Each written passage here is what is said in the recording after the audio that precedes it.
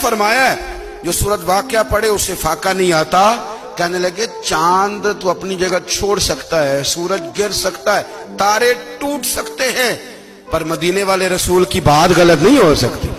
حضور نے فرمایا فاقہ نہیں آئے گا تو انشاءاللہ کبھی بھی نہیں آئے گا. کرنے کا کام یہ ہے کہ ہم اپنے معاملات, اپنی عبادات, اپنی دعائیں کبھی 10 منٹ عادت ہو جائے نا دعا مانگنے کی علیحدہ سے رات کو.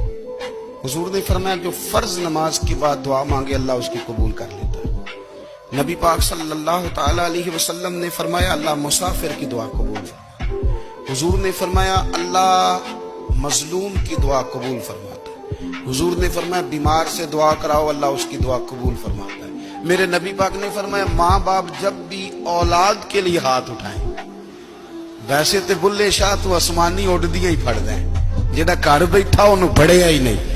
حضور فرمانے لگے ماں باپ جب بھی اولاد کے لیے دعا فرمائیں اللہ ان کی دعا کو قبول کرتا ہے.